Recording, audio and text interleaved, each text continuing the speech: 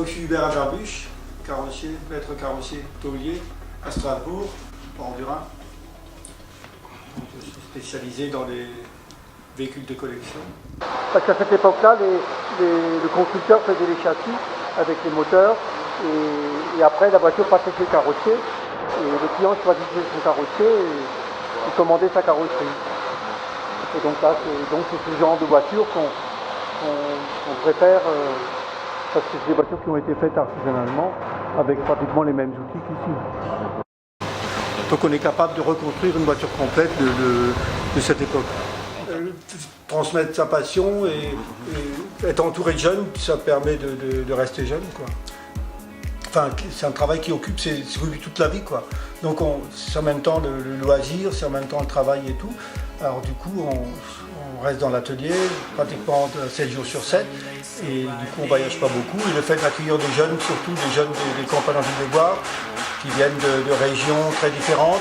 Du coup, c'est comme si tous les ans, il y a des nouveaux qui racontent donc où il vient et tout ça, et ça permet un peu de voyager sans se déplacer.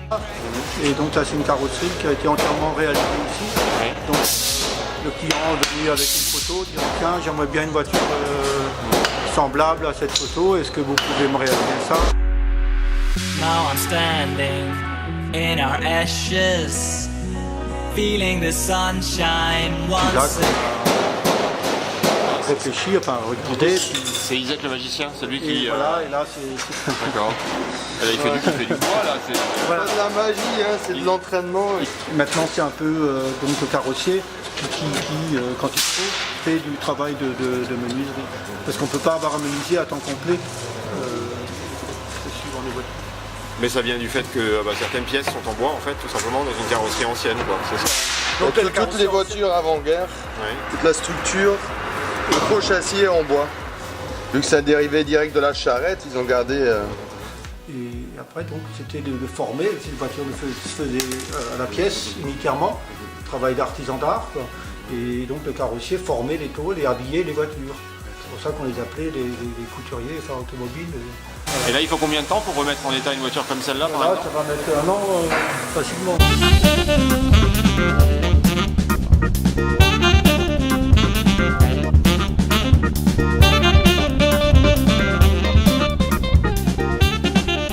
Vous n'intervenez pas du tout sur la partie mécanique, moteur et compagnie, vous, votre spécialité, c'est vraiment ça? Non, moi je pars du principe, enfin, c'est des métiers vraiment très compliqués. Pour faire un bon carrossier, il faut déjà 10 ans au moins de pratique. Alors si on mélange tout, je veux dire, je suis plus pour la séparation, c'est des métiers très très différents.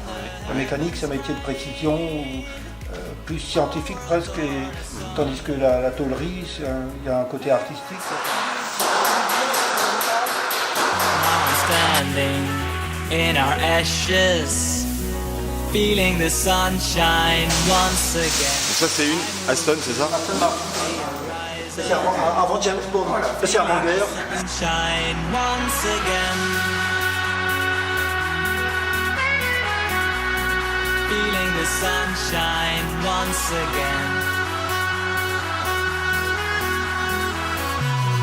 Feeling the sunshine once again. Généralement, une fois qu'on a accroché un client, il revient, il veut rester, il essaye de trouver du boulot pour pouvoir garder le contact et rester. Il y a des clients qu'on a depuis 40 ans, quoi.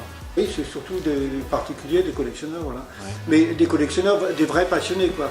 Donc des collectionneurs, pas des gens qui veulent spéculer, qui veulent acheter, faire un peu de travail et puis revendre et faire une plus-value.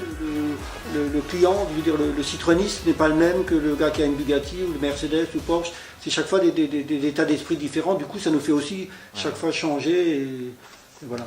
Et après, pour le tout, c'est de travailler avec les musées. C'est un peu encombré là. Hein.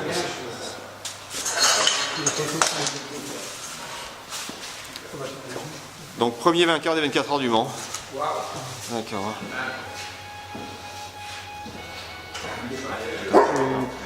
Donc là, c'est le diagnostic pour une remise en état. Mais il vous est jamais arrivé de dire là on pourra rien faire, elle est trop bouffée ou non, puis on vous refait entièrement quoi. Voilà, pas toujours. Après, comme dit, c'est après, là, c'est le conservateur et les décisions sont prises. Nous, on fait des propositions et après.